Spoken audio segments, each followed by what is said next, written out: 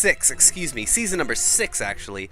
Week number 2, lobby number 1, game number 1. This is Wivrex doing a little shake up today. I don't have my Golgi with me and we are not in lobby 2. That is because I am very proud to be here with Kumamizu. Hey guys, what's up? Hello, hello. Great community member, does a lot around here. Great overall, great all-around guy. And we are headed here into the draft. The bans are out, and I'm noticing a lot of, well, I guess not necessarily mids, but just kind of flavor bans.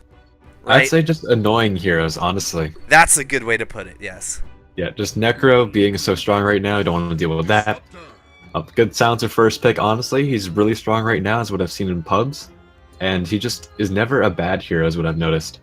Because he's so strong with his ult, he can just glimpse anyone who's jumping on him. He doesn't really have many weak points currently, anyway. And Kuma, just for context, what kind of MMR range are you playing in? Like your pubs, where are you seeing this at? Higher level play, like lower level pubs? Just mid 2K. Mid 2K. I don't really. So yeah. You're gonna have really good insight on this lobby then, because you are, you're right in the thick of that specific meta. Exactly. Yeah. Earthshaker, very good pick. He is come back a lot as an offlaner. Dazzle is not someone I think that we're seeing very much at all. Would that be fair to say, Kuma? No, that's definitely fair. He's sort of situational. He's strong early mid game, and late game he'll save you with a shallow grave, but unless you run Huskar, he's normally not one of the top tiers, is what I've noticed. Now, a pick like this, you'd think that maybe they're trying to lock in like a Dazzle Huskar combo, but neither Dazzle or Huskar are going to get picked together, and it's just immediately counterpicked by an Axe. There is one thing that this Dazzle has to be careful of, or the Axe has to be careful of. Typically, people think Axe like, oh, he's the Dazzle counter. You shallow grave him and you just dunk him. However, a Dazzle can completely shut down an Axe in the early game. Axe wants to be in there, in the thick of things with lots of creeps hitting him, and that's where Dazzle, early levels of his heal bomb, will just start beating up on an Axe. So he has to be very careful about that. Exactly. The same exact thing happened last week, actually. And Grady said the same thing. Like, Dazzle's great early mid game, but once Axe gets a blink and items and something to deal with Dazzle's kit, then there's not much Dazzle can do to come back. Yeah. But he has the advantage early on with the heal bomb strat, definitely. Yeah, it'll be very important for whoever plays this Dazzle and whatever they do for their safe lane, because I assume this Axe will be off lane. Who knows? It could be they could be doing something interesting here. We'll see. Yeah, assume the Axe is going to be off lane. He'll be facing up against the Dazzle. They need to apply some extremely good pressure, keep this Axe out of lane, and then once they keep him out of lane, they also need to make sure to contest his bounties and contest his stacks with their roamer. Exactly. He doesn't take much to be effective, just a blink into Q, and that's already a setup for your whole team, which I love playing as Axe, but it is annoying against the Dazzle, who does heal bomb you and a massive creeps and heroes. If you're just not far enough with that blink, he'll punish you for it every time. And another thing I've noticed is if that Huskar that is theoretically picked for Deadly Hippos on the Radiant, if he doesn't have BKB, he's going to get glimpsed back to where he just jumped from with Life Break if that Disruptor glimpses him. So that'll be pretty funny to watch him just dive from across the map all the way there and essentially like TP recall them with that distance, depending on how far away he is. Yeah.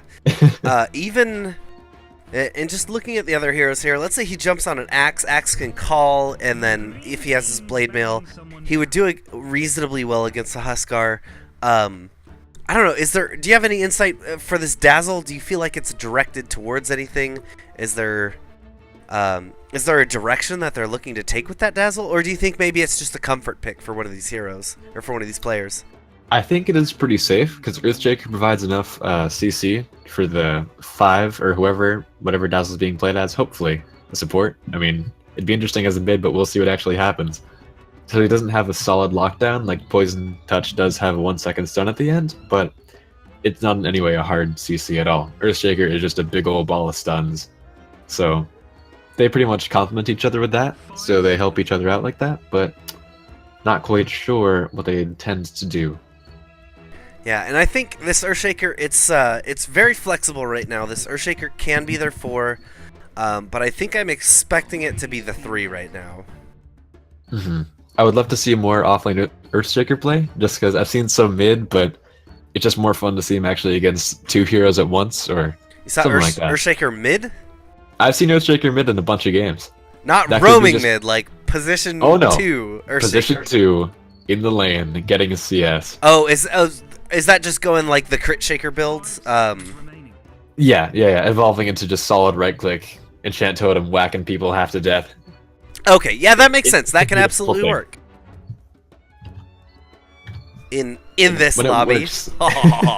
Yeah, when it works, it's hilarious because I've actually seen some pro players do it. Like they start as a 4, but being 8-9k, they get enough farm to have Battle Fury, Shadow Blade, Silver Edge, and just like one-shot someone once they get like a Crystallis or something. It's just so sad to watch the CM trying to help in a team fight and just gets enchant totem, whack, one hit destroyed. Underlord. Okay, this will most likely be their 3. Underlord is someone that we've not seen a lot of, but he still has a place in this game. There's the Axe that they'll be able to root up. Just even just as Firestorms in the back will probably be a good way to interrupt Axe, who wants to initiate or prevent people from Axe from retreating with burn. Exactly. There's not a lot of Sorry. With With strength heroes here, I think Axe is a great. Underlord counters Axe a lot because of his amazing strength gain, and with Firestorm dealing % of max health damage, that'll just do crazy damage. And actually, the animation's a lot and all, but Underlord's gotten pretty old as of recently. Like he was great when he was new, and oh my gosh, he's so tanky. Just build auras on him. He's so scary to look at, but he'll do damage to you if you're sitting in there for more than 2 seconds. Yeah, and you used to be able to just like pop him in the off lane and let him dominate that off lane with Firestorms, push that first tier 1, and then kind of go rotate with the team. But that doesn't seem to be the case anymore, and he needs kind of a companion if he really wants to do that. Otherwise, he's just kind of there soaking up experience and gold, but not. I don't know. His utility just doesn't seem like it's as good as it was when compared to. I mean, even compared to an Earthshaker, I feel like he has much less utility. No, I definitely agree with that. No solid lockdown or root is great until you BKB, and it's completely useless. But again, Earthshaker does fill in those cracks. Yeah, and Underlord, his Pit of Malice doesn't cancel any channeled spells anymore, so no TP cancel. Exactly. Nothing. Anyway, these recent picks, Viper is boring and as a caster and player. Leshrac, though. I love Leshrac. Exactly, yeah. Just such beautiful cast animation. It's long as hell, but it's great when it lands, and it's just, oh man, so nice. Yeah, and this is not the way that you play Leshrac, but every once in a while it'll happen where you have good Diabolic Edict levels or something like that in the beginning because you're looking to play a real pushing lineup with Leshrac, and some guy just tries to fight you in the jungle with no other creeps or anything around, and you just pop Diabolic Edict, and he just like melts, and he's like, "How is this happening to me?" And then suddenly you're done immediately. Yes. Oh, I love it. All right. One sec, Kuma. I'll be right back. Sure.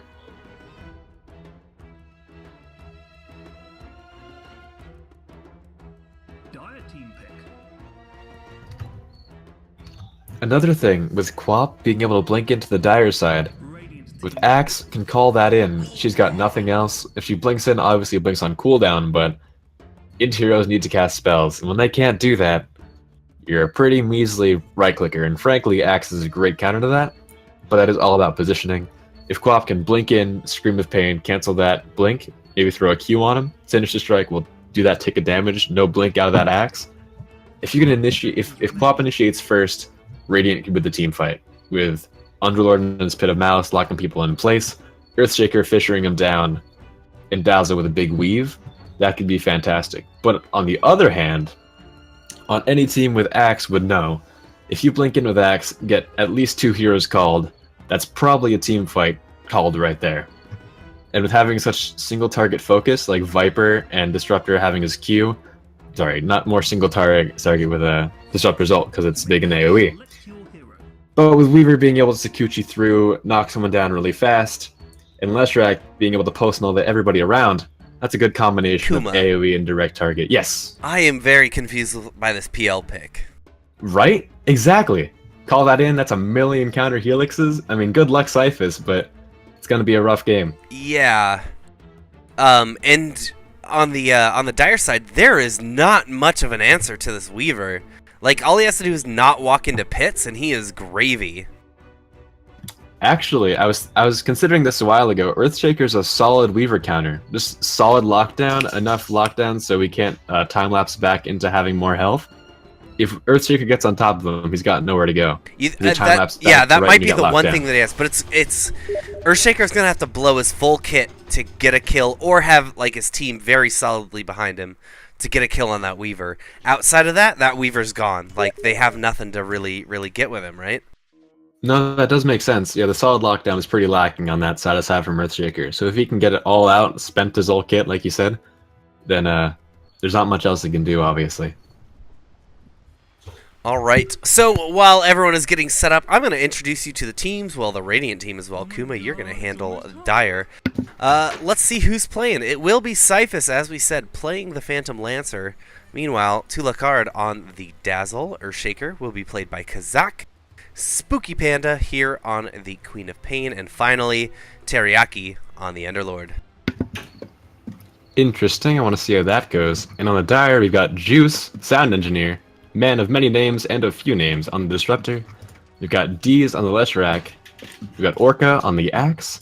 SA on the Viper. Oh my gosh, you poor soul wanting to pick Viper. The Sturgeons on the Weaver. And I really want to see how this will go first. Who do you think has the advantage? Early, mid, and late game. Well, for the team-wise, I think obviously early game is going to go pretty heavily in the favor of the Viper team. Approaching the mid game, actually, I don't know. I have a really hard time being unbiased and analyzing this game. I just feel like draft advantage is going to go heavily in the favor of the Dire. I mentioned this while you were out, but I'm thinking it's all about initiation, as it is in many cases. But if Quap can come in, cancel that blink on the Axe, he can't do anything. But if Axe gets a call on the Quap, no spells from an interior is pretty useless. So I think it's whoever gets the jump on the other person will definitely get the win, or at least the advantage in the team fight. Alright. And here we go. We're going to head into the mid and see how this is going to go. It will be a Lesh mid.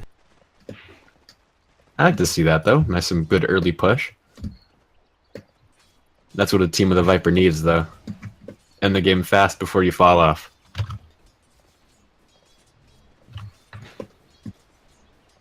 Let's see. Can you hear me still? Say again? I was making sure you're still there. E cut out. I wasn't sure if you were just quiet or what. Yeah, this is our first time casting together. This is interesting. I've always heard you cast and all that, but never had the pleasure. Yeah. So, do you want me to do an yeah, that's actually a perfect time to discuss this in the middle of the game. What do you typically do, Kuma? Play-by-play analysis? I tend to do a bit of both. I fill in for whoever doesn't want to do the other. So, you're well-rounded. You let me know what you need me to do. I will tell you straight up that I am not well-rounded. Golgi makes me look good and does all the analysis. I know nothing about Dota, and I'm frequently wrong. So I'm just gonna pitch you questions, and you give me answers. And I can do that. And I will fill in the highlights, the highlight reel. Sounds good. I can take that role, no problem. Let's see, not much action, just some early aggression on the Dire. Oh, and look at that. Missing kills, yeah. Kazak gonna get D's. A nice rotation. Spooky Panda and Kazak gonna take out that Leshrac mid, yeah. So they're camping the the Earthshaker here mid, making sure that they get a good start on their mid, which is, you know, pretty important in this meta right now. Is it seems to be not uncommon to have a 2v2 mid at this stage in the meta. I've certainly seen 3v3 mids, so they don't want their mids getting that extra creep of CS. And as a mid player, I hate it. I despise it. It's way too busy now. I don't mind the extra XP and all that, but I get punished for existing, and that is no fun. You know, There's like someone in the bottom, though. Someone in the bottom. Oh yeah, Juice taking quite a lot of damage too. Trying to put him in. One more right click will do it, but Tulok doesn't get it off. Juice instead will be the one. And yeah, before that fight broke out, I was going to comment that both of these offlaners are getting pressured really hard. Disturgence is kind of all by himself, just eating firestorms. And Cyphus just took a ton of harass from SA and Juice. It's tough with this early game harass, because obviously harass hurts a lot in mid game with having low health pools and high damage.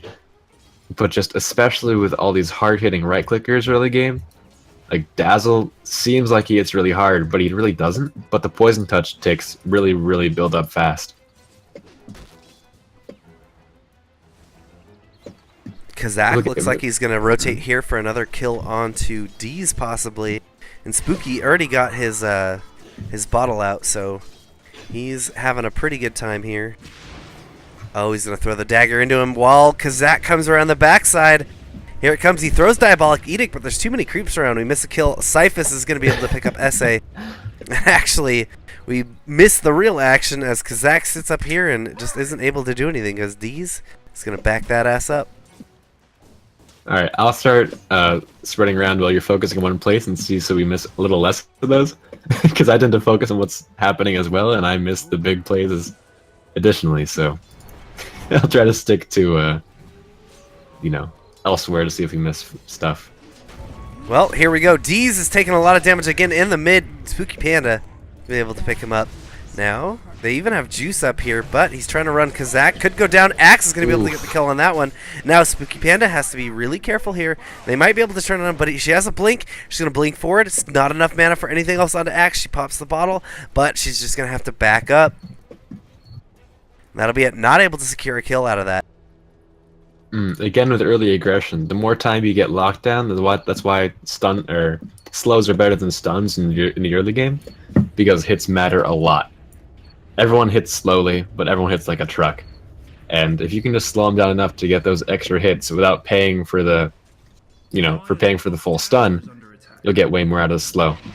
And slowing them down enough for that axe to walk up and call them, that is, again, a really advantageous move there. Look at top though, Disturgence getting gone on. He is a Weaver. Oh, he's gonna get dusted up. He's gonna get a fissure out. It doesn't block him completely, but now he's eating a lot of damage thanks to the creeps. Is he gonna be able to just run out of here? Yes, Juice is gonna be able to put them in a field, and he's gonna have to pop himself. The courier goes down though. That is not good at all. Oh. That kinetic field really looked like it was gonna stop him, and it did, but once they saw the courier go by with more than, 1 health, they stopped caring a little bit. Oh, poor Teriyaki, you can do it! 3 heroes. Oh, nice! Fisher is going to be able to clean up the kill on Disruptor. That'll buy Teriyaki enough time to run away. He still has that bug on top of him. He's trying to get it off him, but here comes Orca. Orca's going to be able to catch him with a taunt and Disturgence. 1-2, shoot! Get him down. Easy peasy. Just throw bugs at him.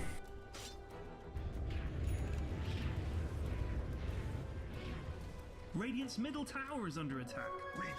Well, we're here about 6 minutes in. Looking at the last hits, it's actually both offlaners are top of the charts, followed by the mids. So lane for lane, it's actually kind of even at this point. Just a little bit of a mix-up with how typically the game goes. I think this jungle axe might be a smart move with letting the Weaver get that solo XP and solo farm. I'm just worried that if Weaver falls off, axe will be pretty weak. Not that you need many items on axe. I have to just disagree with this right now. You own a backpack these days. You can put that in there, and then when you're about to kill them, just pull it back to your thing so that after they're dead, it comes off of cooldown. There's no reason to risk your Trico boots getting killed anymore now that a backpacks exist. I'm going to disagree with that because as a person who plays Axe, it's really tough to time it right, and I've had it really, really well sometimes. If I can time it just right, where I'm about to get the last hit at that 6-second mark, and I kill it, and then I get it off cooldown. But when there's no Ricky or no bounty, I'm perfectly comfortable with dealing with that on the ground. I just, I've had good supports that rotate these days, and Tulakard is going to go down here on the bottom to SA, and even SA, though, might pay with his life. Syphus trying to beat him up. They have a kinetic, but here it is, the final Spirit Lance to take him down, so it'll be a trade. Unfortunately, the Viper going down, which is not the ideal trade there. But yeah, it's like the way that supports roam these days, even if it's not a Ricky, even if it's not a bounty, how deep they can really get into your jungle, rotate and get your bounty runes go and ward. It feels like just such a risk to me to have your tranquil boots on the ground when it can be safe in your backpack, and even if it takes an extra 1 second or you time it just slightly bad and it takes an extra second, I feel like it's still the place to have it. D's gonna go down to Spooky Panda once again. Another rotation from Kazak. Oof. See, I understand the PL pick into the Viper, not being able to really change to more than one target. But single target heroes are great to counter with PL, and it feels great and all that. But if you don't have an early enough start, not enough farm early, you're gonna get punished for it by every hero with an AoE. And frankly, that's pretty common. And heroes with AoE is, just the Leshrac and Axe, but both of them are pretty good at clearing out illusion heroes. Yeah, Pulse Nova with constant AoE damage doesn't matter who you're near. I mean, it only matters who you're near, rather. Axe with a good call, that's 1,000,000 counter helixes. That's 20% chance every hit. Let's say you have 4 illusions. That's a 1 in 4 chance constantly. So there's a very small chance that you're not gonna get that proc off. Oh, Disturgence is actually going to be able to avoid the smoke and deny the tower. Or the dust, excuse me. But Orca comes in, he gets the call out onto Underlord. Teriyaki trying to run away, trying to keep him inside of the pit right now, but Orca has to run because the Firestorm is burning him down. Getting chased down now by Kazak. His fissure is up.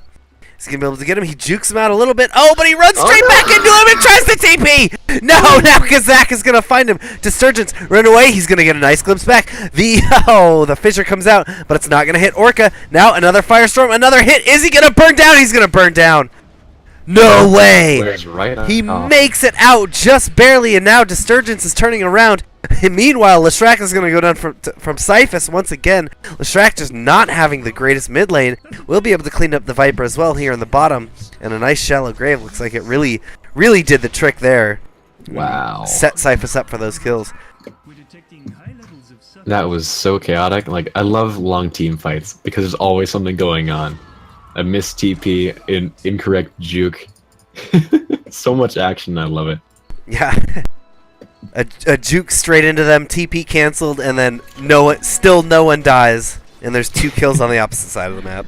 Oh, it can change so drastically. And it's not Teriyaki really looks like he could be in some trouble. Oh, Disturgence runs into the Pit of Malice. There we go. Teriyaki drops the Firestorm onto himself and just hangs out into it.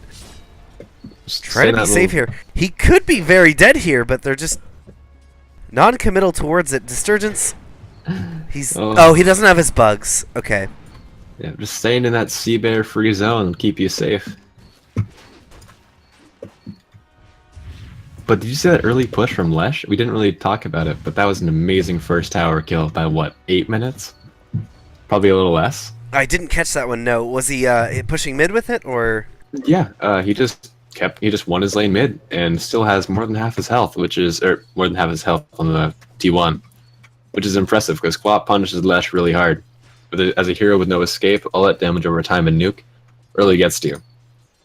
Not to mention you have a pretty shoddy strength gain. It's less than 2, so there are better heroes to deal with such magic damage early. Lesh may still have his tower, but he definitely, it looks like probably did not win the mid game or the mid lane. Oh, Orca. Everyone just going to pile onto Teriyaki. Very bold place for him to be right there. Just testing the water, But yeah, the Leshrac has died 4 times, whereas Spooky Oof. Panda has not died at all yet. So as far as the mid goes, Yeah, they've they done have really good been- rotations. A call onto Phantom Lancer and an immediate dunk from Orca. Orca now going for 2-0, or 2-lock. 2-lock taking quite a bit of damage. He's stuck. Everyone is piling onto him. Very easy kill for them. And they're set up as a team now. Deez is going to have his Diabolic Edict. This should be an extremely dead Tier 1 tower here in the Radiant bot. Oof, I did misspeak there. That wasn't the one lane, but the one tower is what's going to matter once that Viper comes online really, really soon, obviously, being a Viper.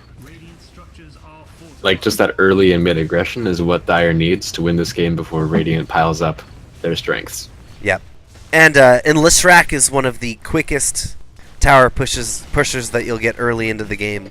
Exactly. No one can push a tower like him as soon as he has that level 4 Diabolic Edict. Actually, no. I haven't played Lesh in some time. No points into Lightning Storm. How do you feel about this? Do you agree with this? I think that's just fine. That the longer stun, or not the longer stun, the stun stays the same. You need that early damage because Lightning Storm, Lightning Storm. That's what it's called. I was thinking it's called Strike, but Lightning Storm it's pretty mediocre, honestly. You just need that stun for lockdown and the Quap in that Diabolic Edict damage. If you're going to go for the early mid aggression, if they were ganking you a lot, you need that Lightning Storm to really deal with more than one person, so it can strike and get all the value out of it. But if you're stuck in mid, it needs. We got to call out, and it's going to go immediately. They're going to get actually, it's going to backfire. Orca's going to go down. They're even going to lose their Weaver now. A nice fight top, but D's taking so much damage. He's going to be able to get 2 with the Pulse Nova. He will go down himself, but returning the aggression here. SA putting the damage into Teriyaki. Now, Panda's going to have to blink out of here. Are they going to be able to catch 2-lock? 2-lock, they have no way to stop this TP, so he will be brought immediately back. Or not brought back. He will TP out with no ability to bring him back. That was just so sad to watch that Lesh pop so quickly. Like, as a hero who does so much damage magically, but with so low strength gain, AoE stuff will catch you out so fast.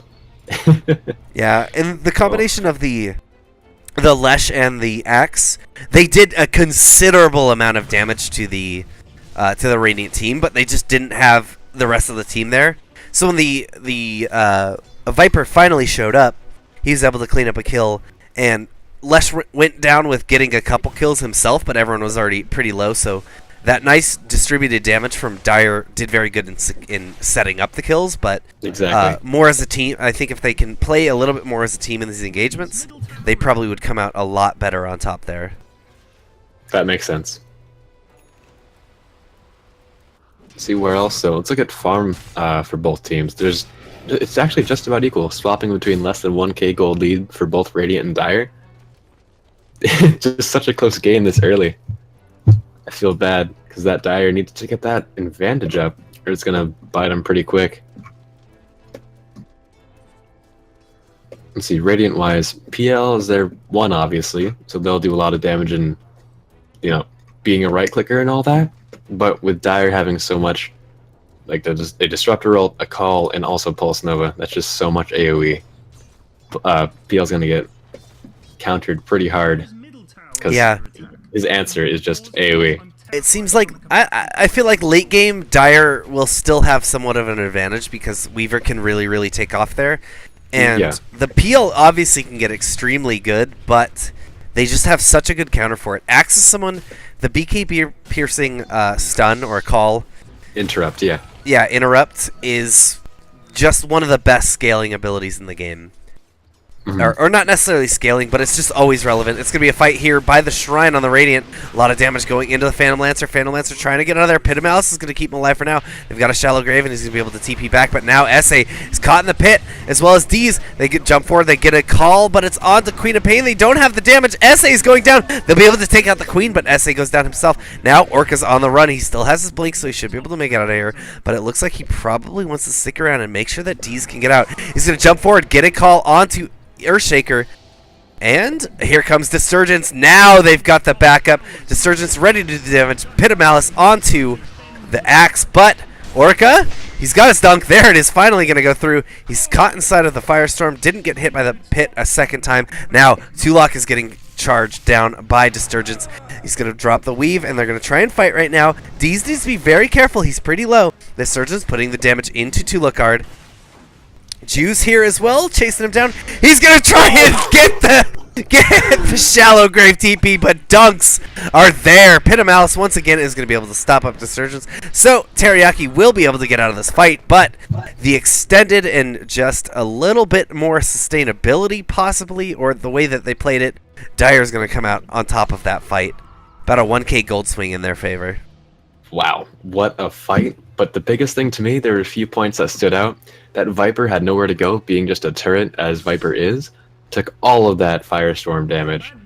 Like, that was just obliterating toward him. Having just over 1,000 health at this point.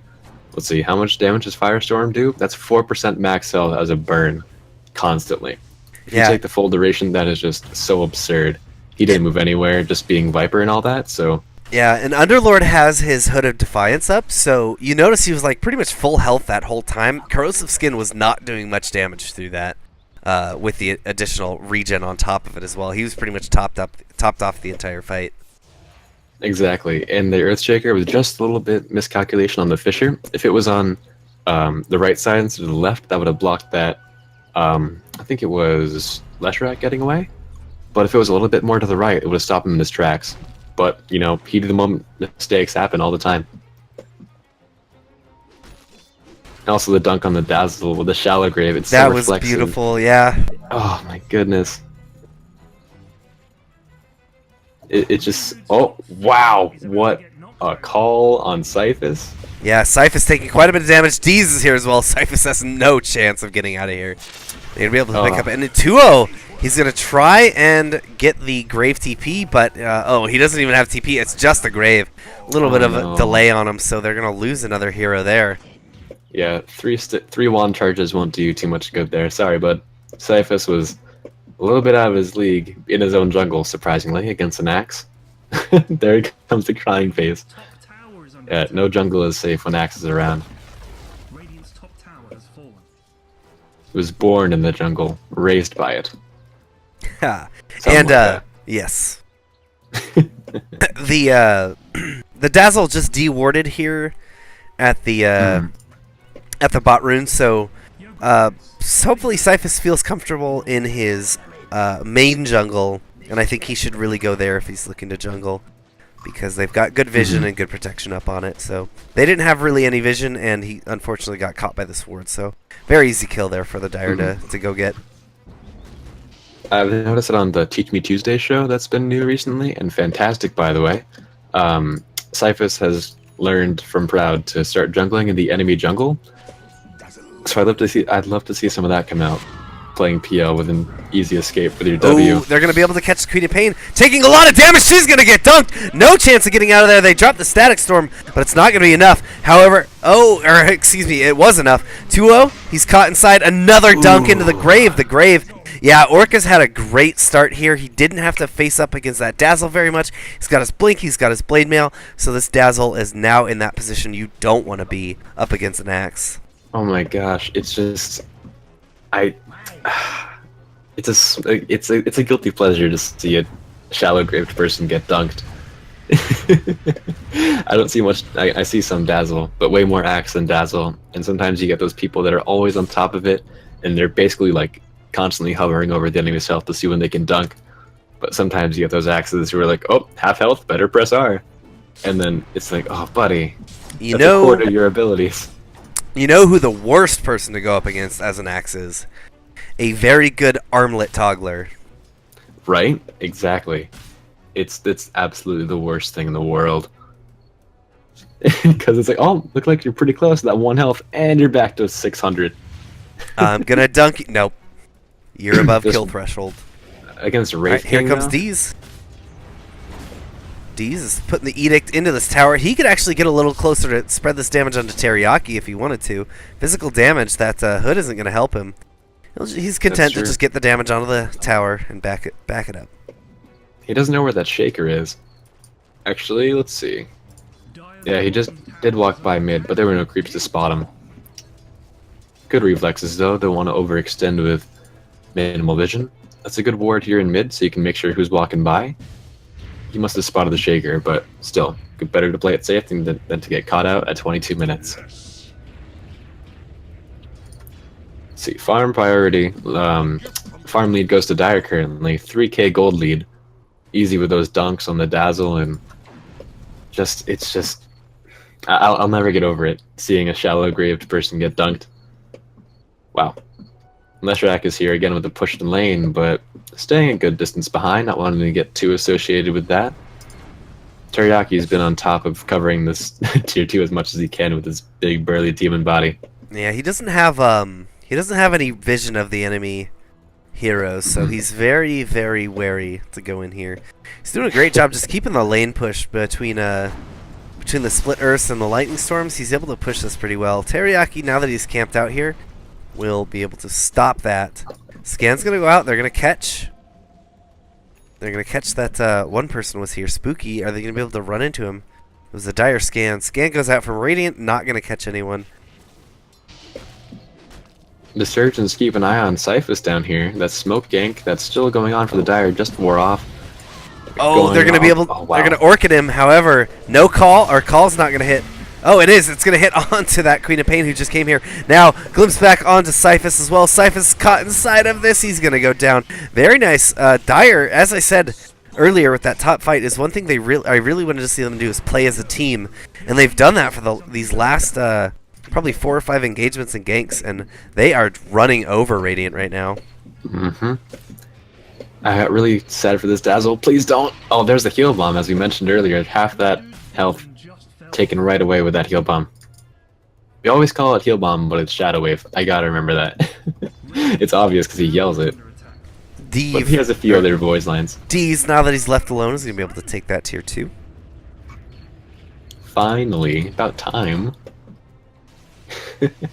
Yeah, see, Lightning Storm doesn't do too much if you got a single target there. You want to get the value of 2 hero bounces. It is it's pretty expensive. You want to make sure you're getting the full value out of it. Even with the 12 charge of Bloodstone, better to make sure you're getting all the value you can. Only a single tower to fall on the Dire side here. It looks like this is going to be Dire's plan, is these heroes are going to just fight as 4, while Deez tries to push and claim anything that he can. Oh, poor Cyphus. Oh, you can get out of there, buddy. Found again. I'm sure yeah. you can. He's trying to run. Kazak's going to jump in. He gets a big Echo Slam into the Scream there from Spooky. They're going to be able to clean up 2. Now Orca, he's going to turn around with a call onto 1. He gets the kill onto Cyphus, but now he is caught in that pit and taking so much damage. They're going to return with another kill. Spooky Panda trying to run away. They've got Deez. Deez is putting as much damage out as he can, but he will get hit by the Fissure. Now, Tuo's here. They're going to slow him down. Oh, a nice Split Earth is going to catch 2. He's running away as fast as he can. He's got his bottle. He's going to try and regain a little bit of health here if he can. Looking to re-engage. Disturgence is here as well. Should be able to clean up these somewhat weak heroes as well. Fight getting a little bit fragmented. The Fissure is going to catch 2 lock, or Disturgence, excuse me. But that'll be the end of the fight. I missed the recap. Obviously, that went in favor of the Radiant. A very good defense there against the aggression and the good team fight that Dire has been displaying. If that was the fight they needed. Tough to have Cyphus be the bait there, and he did fall anyway to that dunk in the shallow grave beautifully. But that whole time, Disturgence was chasing that Quap the whole, just all around the Dire Shrine area. Didn't lose sight until she blinked, but that was constant damage on Shrine. Did very minimal work here. Now it's on cooldown again for a good long while, and she did escape with her life, so well played for both of you. 6k gold lead for Dire, despite the Radiant victory on that win. God, this dire vision is so deep right now. Oh my gosh. They have full vision on Radiant at all times. Wow. Surprisingly, they're not taking advantage of it with fighting. They're just kind of hanging out and jungling. Maybe they're waiting for a major item to come out. Could be. Let's see what items people have currently. Disturgence with the Lincolns, that's good. Nothing queued up, but it could be on the courier. It is not. Maelstrom looks like it's headed to Viper now. Let's see exactly what's... Oh yeah, that's just a Maelstrom headed there.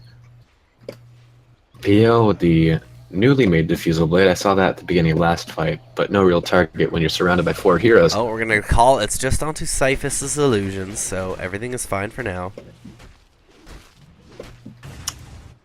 Oof. And a bit of a disengage. Both teams Especially Dire, just kind of hanging out on their side, so they don't quite want to fight right now. level 17 Ds here, constantly in the lane getting that CS and XP. 13 charged Bloodstone doing work, making sure he's always got something to cast. Alright, and apologies again, I just need 1 minute. Sure, no worries. That hood has turned into a pipe of insight on the Underlord here. Blade Mail going to reflect some of that Viper damage if he gets targeted, or more likely Weaver rather. Just because he has so much health, he's not going to be targeted by Viper, who gets the bonus damage for missing health. Weaver is likely going to chop you down with the armor reduction once he gets the Deso. The Blightstone still is alright, but it's still a starting item. Viper going on Underlord here, but that Pit of Malice stopping him right in his tracks. It quickly stopped fight here, but here down by where tier 1 was, Orko is immediate TP out, but a Silent Squab has nowhere to go. Blinks away with their life for now, but Earthshaker is now getting on this Disruptor. Quap gets glimpsed back into the kinetic field, and Disruptor falls to 4 Radiant heroes here, as the Surgeons Sakuchi's away. Good pickup on the Radiant there. No Disruptor. That's a big deal, actually, because if there's another team fight, that's one less Kinetic Storm happening, or Static Storm, rather. And against a PL who can't W out of there, against a Quap who can't blink out of there, Earthshaker with no Fissure or Echo Slam, he's really not doing too much, frankly. And Underlord is just a good body to be in the Static Storm. He isn't really affected as much, less Firestorms and Pit of Malice. But if you get those out first, it's really not a big deal. And just pop Blade Mail and just reflect that back to the Disruptor, who really can't take too much. And with Dazzle, no Shallow Graves coming out, but Axe can easily walk right in and disengage on that pretty quickly anyway. Earthshaker, way too deep for his own good. Poor guy, Kazak is in the enemy jungle, looking to ward probably, but gets punished by Deez and Weaver. Teriyaki, where are they going? Oh, they're gonna pull him back to base, so. Yeah, you missed a little team fight down here. Just a small one. I saw that Disruptor did die. Yeah. I was saying it's pretty tough on Dire now that they have no Static Storm, for that time while he's dead. Because on Radiant, they have no Doppelganger on PL, no Shallow Grave, no Weave, no Blink Out on the Quap, no Echo Slam or Fissure on Earthshaker. It's a pretty big deal with being silenced for the Radiant, as it tends to be in general. Possible Roche here for the Dire with the double damage Viper. Looking for a friend, a buddy, a pal to take down this big hulking monster. Yeah, Orca should be able to take this no problem. I don't know. I don't think SA will necessarily be able to do as much damage himself. And really, they went Disturgence there with the Swarm, or just with his minus armor. But the Vision, they see him coming. The Sentry and normal Ward, they've got multiple eyes on this Roche bit. Yeah, the Radiant's pretty much on the defensive, as it tends to be this game. This with the early aggression and early lead on the Dire, Axe and Viper. And I think it's just a better draft on the Dire, because they've got push, they've got late game, they've got early and mid game. And that's really all you want, obviously. Yeah, and Radiant, it feels like all of Radiant's eggs are in this PL basket for late game, which is pretty heavily countered here from Dire. Exactly. Oh, checking Twitch chat, looks like Golgi's alive, so... Golgi's not dead. Deez, though, he is going to get found and punished for being as aggressive as he is. However, this will possibly cost them a tier 2. They do have damage coming out. Earthshaker putting the damage in. He's caught in the Static Storm right now. Here he goes, trying to get the Fissure out. He will get it, as well as the stomp. One more hit. He'll finally get the kill, but get dunked himself. Now... counter. Orca taking a lot of damage. They're going to be able to silence him up. Put the Veil on him as well, taking a bit of damage. He's got inside of the Firestorm. Orca is a very, very dead boy. Now, Juice trying to get in there. Disturgence is here. Spooky, you got to be careful. There's a bug. The bug's not shooting. There we go. Finally, he's going to glimpse him back, and Disturgence, oh no, he's going to die and then bring him to safety. Oh my goodness, just a second late on that glimpse. Any earlier would have saved his life. But, the Shadow Strike was already in the air, so tough life, and you can't really glimpse back projectiles. Oh, poor Deez, though. Got 4 heroes down here. Ooh, yeah, and he's going to get caught. He's out a little bit aggressive. He gets orchided up, taking a lot of damage. He's going to need to get to the shrine. There we go. Takes the damage and they stop the pursuit, so they are just fine. Taking a tier 2 now. Radiant has done a very good job of defending and now even countering with some pushes of their own. It was like 1 tower to 4 towers, and now is 3 to 5. So a little more even there. Yeah, those return kills in the Radiant are really doing a lot of work. 3k gold lead for Dire, but you know what? It's really just towers now that matter. Gold always does, but Viper needs towers to kill. Lesh needs towers to kill. Still, all tier 3s remaining on the Radiant side. And tier 2 and tier 2 for the Dire. Tier 3 down mid. Who do you think's gonna get the best or the next advantageous move here? Next fight? Who do you think's gonna win? Radiant has done a really good job of now playing together. If Dire keeps it up with D's kind of trying to do his own thing, then it won't go well for them. But it looks like they do have him with them now. So I want to say Dire is probably going to be able to secure this Roche and then turn it into a fight. Not anymore. That's smoke popping on the axe. Now they know what's going on. But if you go down really quickly, no response from Radiant. Yeah, they see axe farm in the Ancients. They think maybe he was just it's just there farming it. It's a really good forward position to kind of give an early warning for any damage coming in with this Roche. Pretty inconspicuous. Meanwhile, Scythe is doing some damage to the tier 1. There they go, evening up the tower score. Should be reflected here in the net worth. Yeah, net worth. It was. What a call. Oh, he got it out onto just a few of them, but now he's orchided up, caught in the pit. This is going to be a dead Orca if the team isn't here to respond. Nice. They're able to get him behind the lines a little bit, still taking a lot of Firestorm damage. Here come the bugs into Kazak, and that will be a retreat from the Radiant team, and I think they should have no problem claiming the final tier 2 here. Yeah, no deaths for either team, but Axe. Those Tranquils will get him right back to full health eventually. That Lesh, oh my goodness. Diabolic Edict, what an ability. I think it's one of the most undervalued because of its lack of animation. Ooh. Cyphus, though, he's free to take the tier 2 bot. Wow. Manta style, like you mentioned, he doesn't want to have to go, but he needs to. Just a necessity on this guy. He could get caught here if he's not careful. Oh, he's going to run into D's. He's seen by the ward. Now they've got a lot of damage. Call. Oh, he's going to be able to dodge the call. However, he does get hit by that Shiva's. Now taking so much damage. Split Oath is going to hit him in the final dunk to take Cyphus out of the game once again. Oh, wow. Just overstayed his welcome a little bit there. Should have TP'd out immediately after getting that tier 2, I think would have been ideally the play. And he did have a TP on him, unless he picked that up on the way out, but I don't think he went towards the secret shop, or the side shop. No, he took this path down here, away from the side. But, oh my goodness. I don't play much position 1, or many heroes who build Manta style.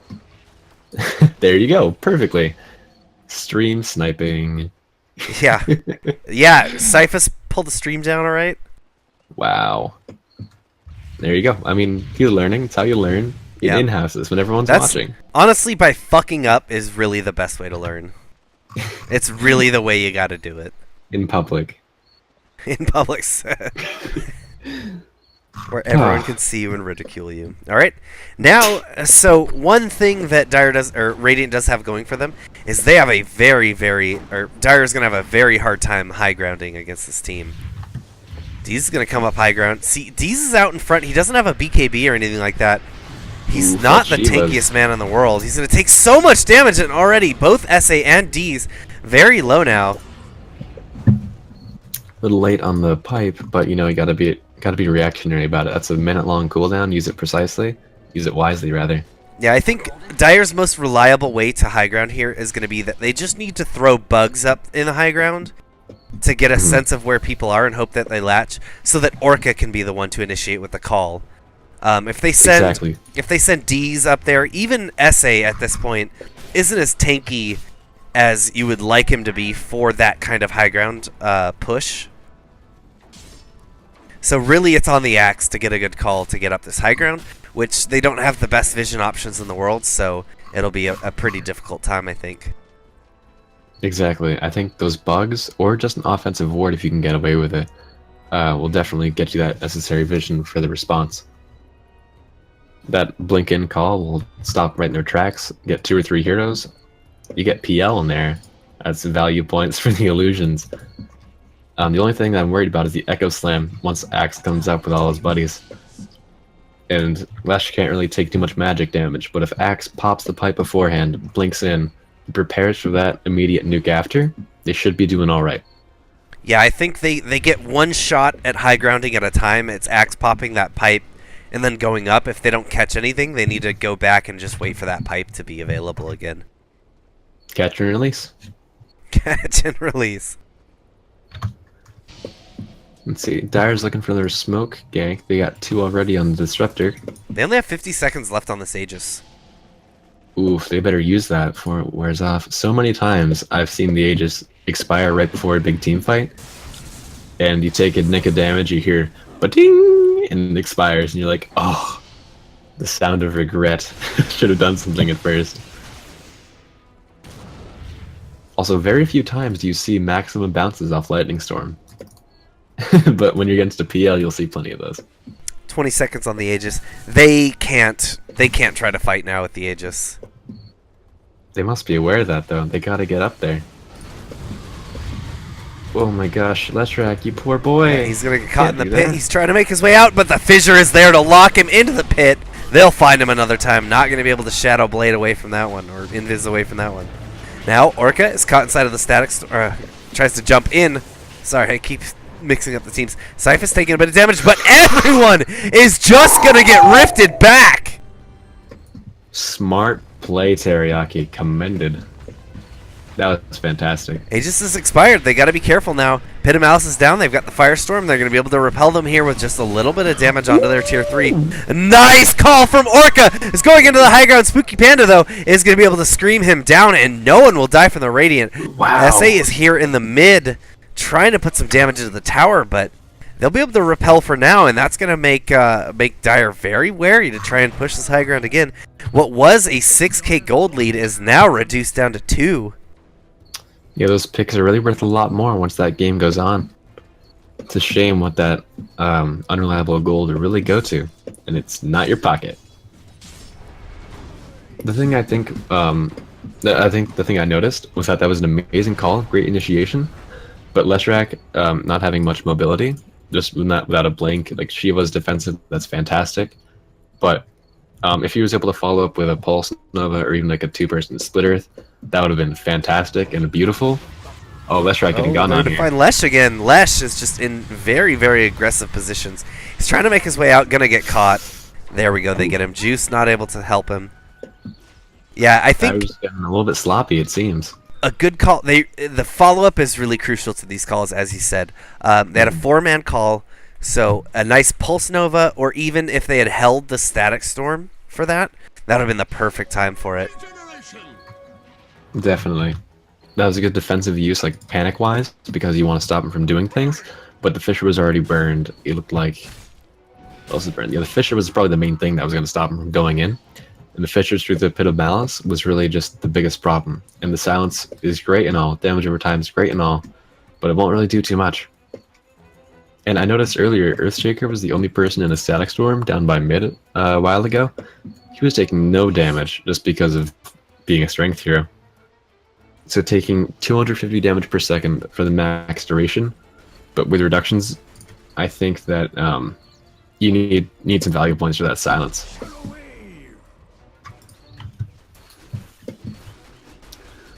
See, Dire looking to group up for another smoke, maybe. Disruptor's got 2 more. Well played, Juice. Keep those on you. Oh, and his friends are abandoning him. Oh no, they need more items. Yeah, I think they're just they're probably just hanging out together, making sure that they don't get aggressed on until this next Roshan is up. We're gonna find out the timer here in 5 seconds. The Underlord is just doing aura business like crazy. Oh my! I just noticed this Dire ward. What a smart placement. No, that's just barely out of the vision here of this Radiant Sentry. It was smart done. That was a weave, but Let's see, almost already halfway burned. Trying to smoke uphill into the Dire here, trying to get a pick off on maybe Leshrac. Radiant does have a ward on him. They don't know who else is nearby. You get initiation on that, and he's dead. Amazing lockdown. Yeah, wow, Fisher they have found enchanted him. these. Easy peasy. That was a very ballsy place to be. Mm-hmm. Need those wards elsewhere. That was smart down here, but they can be here too. And the smoke definitely countered that because it doesn't let you see through wards. But definitely, at around 42 minutes, you gotta not be in their jungle.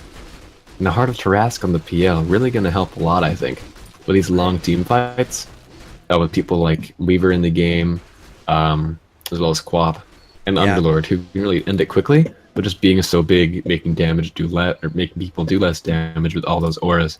That Crimson Guard and Pipe are really doing a lot of work this game. There is a minor downside to this Heart. That's going to make his illusions more tanky, which means that they get to be alive for more counter helixes. If Syphus and his illusions are caught with another hero. If another hero is caught with it, they are very dead. If they're not, then Syphus is going to probably do an extremely large amount of damage to the axe. Exactly. Let's see, exactly math-wise, juxtapose illusions. Let's see, they deal 16% damage, which really isn't too much, but it's the extent of life against that Viper that's going to do a lot. Yeah. If you get the Disruptor, it's fantastic, but at this point, Dire's staying all together, so good luck with the solo pick-off at this point. And they're going to find Teriyaki. They got to call onto him immediately, putting so much damage. He's so tanky, though. They're trying to do the damage. They're going to throw even the Static Storm onto him and get the dunk through the shallow grave. You should know better, little 2-0 or 2-lock.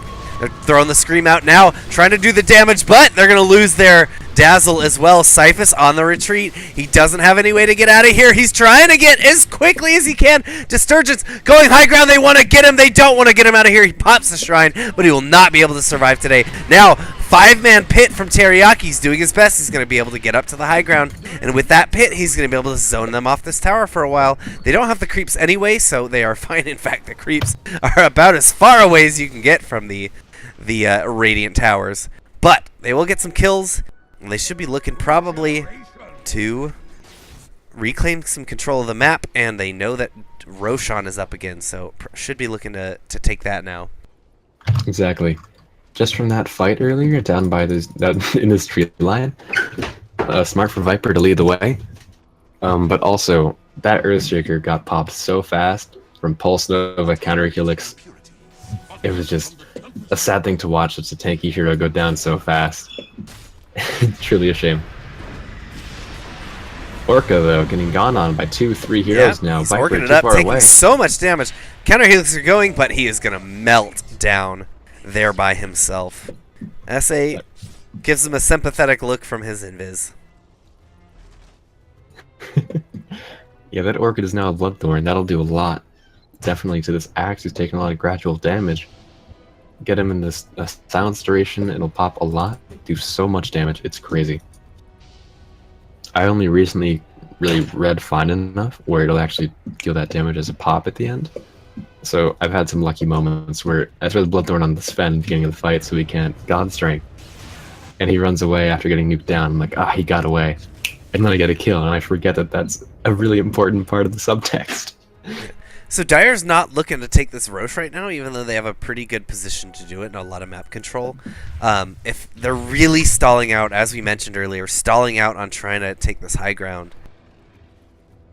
Now, I don't think they're in a lot of risk of this game, you know, of them missing their window. They do just fine up against the Radiant team, so they are looking to play it as smart and safe as possible. And we're probably in for a long haul on this one, Kuma. Oh boy. Lobby 1! Woo! Lobby 1, game 1. At least there's no Tinker. The Radiance for the Weaver. Good pick against the PL, canceling that heart no matter what. I mean, as long as you're alive, of course. No, Radiant saw that with the...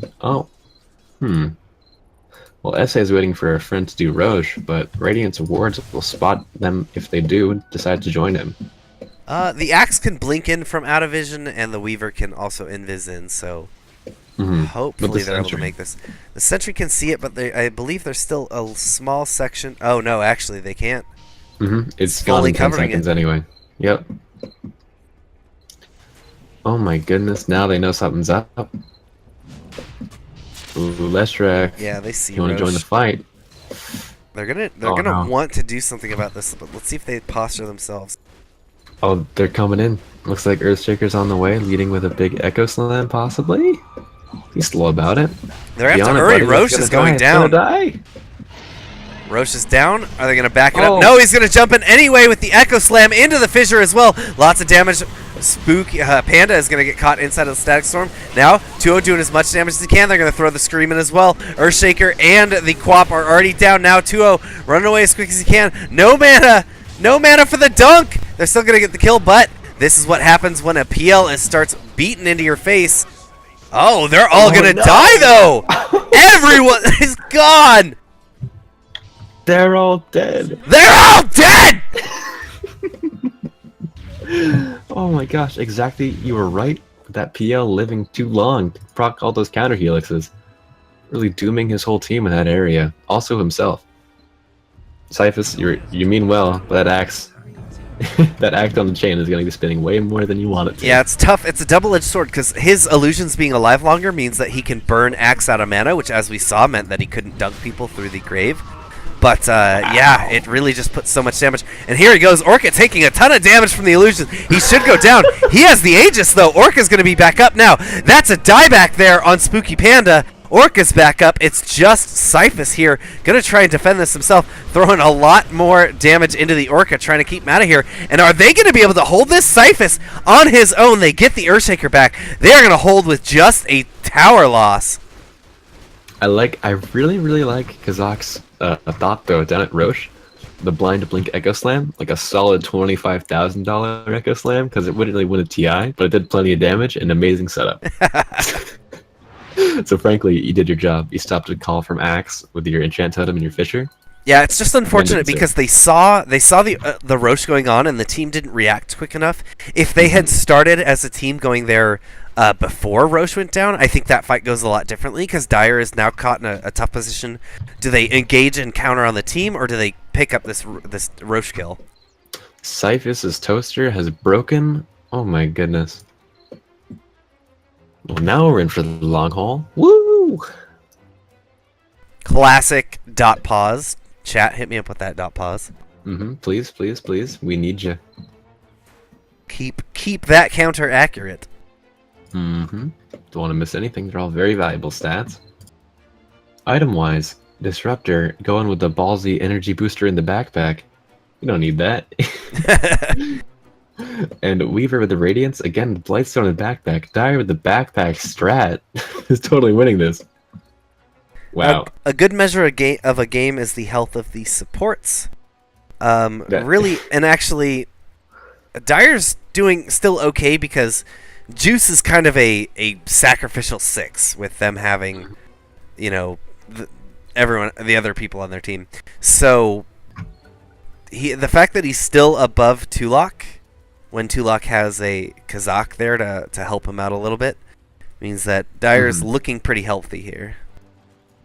I like that quote with the best way to tell the gauge of the game is the health of the supports. It's a really good way to think about it, actually. Now that you mention it, if your 5 is acting like an 8, you're doing some bad stuff. You gotta get back in there. Those, those like 20 minutes games where I just remember PPD, I think, has been in some of those games where he's playing that sacrificial 10 where 20 minutes of the game he still has a 400 net worth. I've seen some cams where a Disruptor that only has a Sentry, an Obs, and no boots. Oh, ballsy move on Orca here, going on PL. Jumping in, trying to get it. He's burned. All of his mana's burned. Now he's stuck in the Pit of Malice. Going to be taking a lot of damage. A lot of his items are down, so he's going to have to be super careful. A big Echo Slam is going to catch 4 of them. and put a lot of damage. Orca has to get on their treat now. They're going to be able to follow up. SA could be going down here. No. Is he going to be able to get out? No. Spooky Panda will blink in to get the last kill. They've got a very nice grave onto Earthshaker, but he will finally die. Now they're putting as much damage in as they can. Cyphus is getting caught. He's going to go down. That's a dieback for him. He's going to have the buyback respawn, and Deez is in a position now to just start taking buildings, all that he wants. Gets those, and now should be moving. His Diabolic Edict isn't hitting any buildings. There we go. Get a couple shots on a shrine. The team is going to go down to the bottom. Disturgence obviously has... Oh, actually, he did not opt for a Deso this game, Disturgence. So they're missing a little bit of minus armor on the buildings, but oh my god, they are still just blowing these things up so quickly.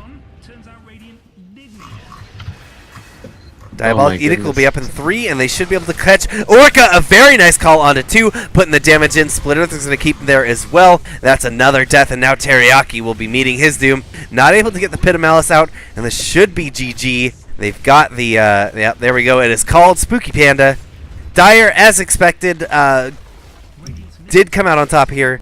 I felt like they had a very clear draft advantage here, but that doesn't discount the Radiant. They did an amazing job holding this game and trying to stay into it. Any final thoughts from you, Kuma? Honestly, yeah. Honestly, it was just a great game to watch. Great to have a debut game with you, Wivrix. It was fantastic. Thank you, sir. Absolutely. All right, everyone. Thank you so much. Again, this was DotP Season number 6, Week number 2, Game number 1, Lobby number 1 with Wivrix and Kuma Mizu. We are going to send you back to Growdy, see if the other games are going, and then if not, we'll start up our next set of lobbies. Thanks, folks.